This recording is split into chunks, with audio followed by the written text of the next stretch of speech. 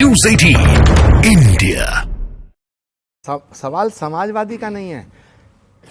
बंगाल में हमें ममता जी कुछ नहीं देना चाहती, पंजाब में हमें मान साहब आम आदमी पार्टी बाहर करना चाहती है, और महाराष्ट्र में हमें शरद पवार जी और उद्धव ठाकरे जी भी हमें कुछ नहीं ज़्यादा देना चाहते, और उत्तर प्रदेश में समाजवादी पार्टी हमारे छोटे भाई खड़े हैं, ये चाहते हैं कि इनका सुपड़ा ही साफ हो जाए।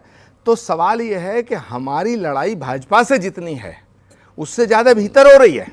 जब रीजनल पार्टीज़ को सत्ता मिलती है, ताकत मिलती है, उसके बाद सबसे पहली दुश्मनी जो होती है वो होती है इनकी कांग्रेस से। ये कांग्रेस से कहाँ गठबंधन चाहते हैं?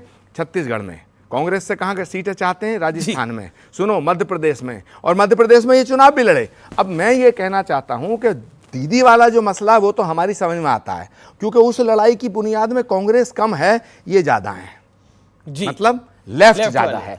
ममता दीदी को खत्म करना चाहता लेफ्ट को खत्म कर दिया ममता दीदी ने, और दोनों जो हैं गुस्सा निकालते हैं कांग्रेस पे। तो कांग्रेस ने अपने आप को इतना कमजोर कर लिया कि सब अपना ही गुस्सा कांग्रेस पे निकाल रहे हैं, तो ये कांग्रेस के लिए दिक्कत है ना। ओके, अब अंत में एक बात कहूं जी, लखनऊ में समाजवादी और बहुजन समाज पार्टी दोनों मिलकर, यानी अखिलेश जी और मायावती जी मिलकर के 19 में चुनाव लड़े, और मैं कांग्रेस से कैंडिडेट था, भारतीय जनता पार्टी के कैंडिडेट थे राजनाथ सिंह जी, गृह मंत्री, मैं उनके खिलाफ था। अब सवाल है, वहां वोट लगभग 2 लाख मुझे प्राप्त हुआ, तो जिस सीट पे कांग्रेस को 2 लाख वोट मिला, अकेले मिल रहा है, हाँ मिला, उसको भी तुम हमें नहीं देना चाहोगे, तो इसका मतलब नीयत पे सवाल खड़ा होगा या नहीं होगा? ये इंपॉर्टेंट सवाल है, उसका जवाब ये देंगे। ठीक, मुझे ये लगता है, बस 10 सेकंड, मुझे ये लगता है कि हम हर बात के लिए सुधांशु त्रिवेदी जी को, बीजेपी को, मोदी जी को, अमित शाह जी को, योगी जी को, इनको हम जिम्मेदार बताते रहें, तो मुझे लगता है एक शेर, वामपंथ को नहीं, मैं इनको भी कह रहा हूं मैं, कि तमाम उम्र हम बस एक खता करते रहे, धूल चेहरे पे थी और आईना साफ कर। बहुत बढ़िया, चलिए चलिए चलिए चलिए, अब जवाब जवाब जवाब। एक वाक्य बोलना चाहता हूं। एक सेकंड, अब उनकी भी बारी है। एक वाक्य केवल। जितना जोड़ देकर अमीश देवगन से सीट मांग रहे हैं, इतना जोड़ देकर अगर अखिलेश जी से मांगेंगे तो दे देंगे वो।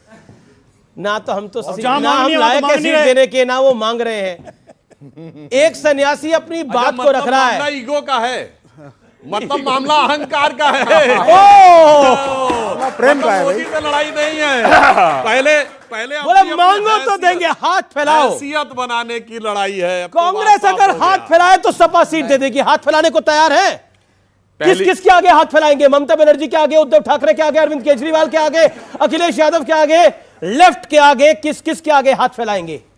पहली बात यह है कि यदि मुझे मांगना होगा तो मैं राम जी से मांगूंगा, किसी नेता से नहीं मांगूंगा। नहीं सर, नहीं सुधांशु जी, दूसरी बात इंपॉर्टेंट बात यह है कि मैं अपने लिए बात नहीं कर रहा, मैं कांग्रेस का कैंडिडेट था, सीट कांग्रेस को छूटनी चाहिए। तो वो भी कांग्रेस की बात कर रहे हैं, वो आपकी थोड़ी मांगने की बात कर रहे हैं। कह रहे राहुल जी मांगेंगे तो देंगे सीट, मांगना पड़ेगा। लेकिन नहीं, अब अगर भाटी जी ये अपने मुंह से कह दें कि अखिलेश जी से राहुल जी सीट मांगे, अब क्या कैसे बोलेंगे इसके अलावा कि जोर लगा के अगर राहुल अखिलेश जी को बोला जाएगा तो वो दे भी देते हैं, तो और कैसे बोलेंगे आप लोगों को? तो इसका ममता जी ने भी तो डायरेक्ट मैसेज दिया। इसका मतलब ये अब है, भाटी जी अखिलेश जी के मैसेंजर हैं, बोल रहे हैं।